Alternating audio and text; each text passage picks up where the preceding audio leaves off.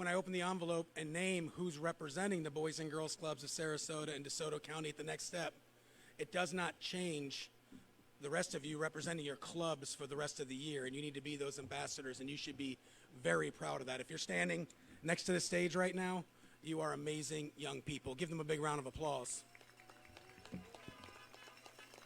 So in short, this is who's representing us. There's no winners, there's no losers here, but I'm awful proud to open up this envelope and tell you who will be the 2021 Youth of the Year for the Boys and Girls Clubs of Sarasota and DeSoto counties, and that person is Jorge Hernandez-Perez.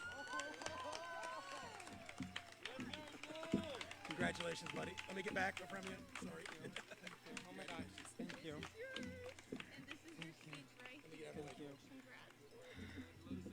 Thank you. Thank you. Oh my God, okay. First, I want to begin by recognizing the other teens who were up here with me on this stage.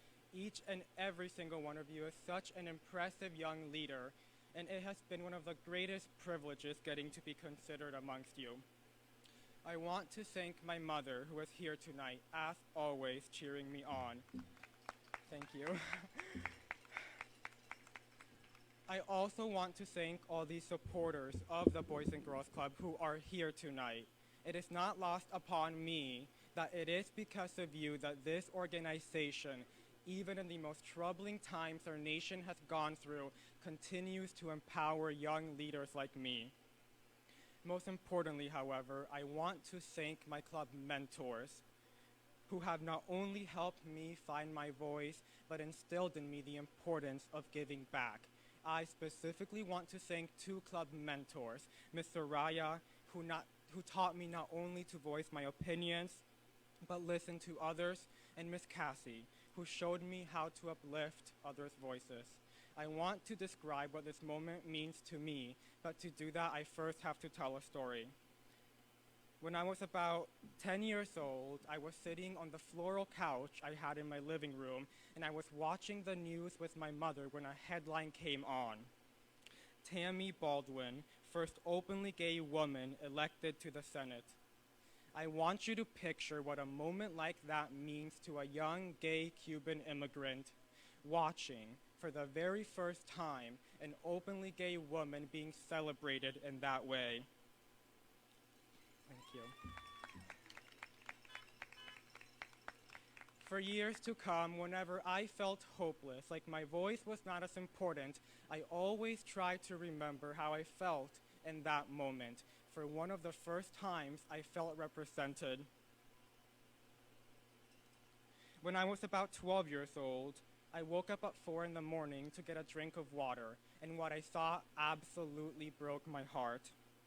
My mother was up, clean dishes on the drying rack, laundry folded on the floral couch we had in our living room, studying for the exam she had the next day.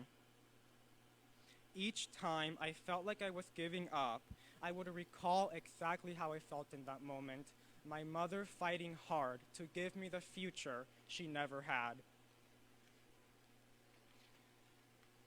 When I was about 13 years old, my biggest role model and one of the strongest women I have ever met, my aunt, passed away. She constantly reminded me that in leadership, or in whatever I do, I have to remember to be myself. And so every time I felt like giving up a part of myself or concealing who I was for acceptance, I always remembered her words. When I was about 14 years old, I had finally found the Boys and Girls Club. There, my mentors gave me the resources to pursue my passion and make lasting change in my community. For one of the very first times in my life, I finally felt accepted to be exactly who I was. That moment meant everything. I want to continue leading and advocating in my community. This fall, I plan on studying political science and environmental sustainability at Columbia University, where I hope to bridge equality and sustainability.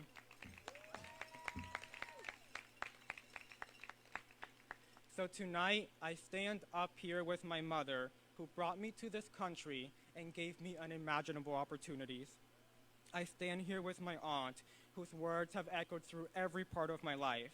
I stand here with the same feeling I had when I first read Senator Baldwin's headline, knowing that as I am speaking today, there is someone watching me just as I once watched her. And most importantly, I stand with my club mentors, who remind me every day to fight for a future where everyone's voice is heard. I found it somewhere within my mother about 11 years ago when we came to this country, this tenacity to fight for those who don't always have your privilege, and I promise you it is within me today. And that takes me to this. It might not seem like it today, but to all of you who have ever felt different, like myself, and felt that you don't belong, know that you matter. Thank you. Thank you for this moment, and I promise to go forward with the knowledge that once I cross that finish line, I will stand with all of those who came before me, my mother, my aunt, Senator Baldwin, my mentors at the club, you. Thank you. Thank you.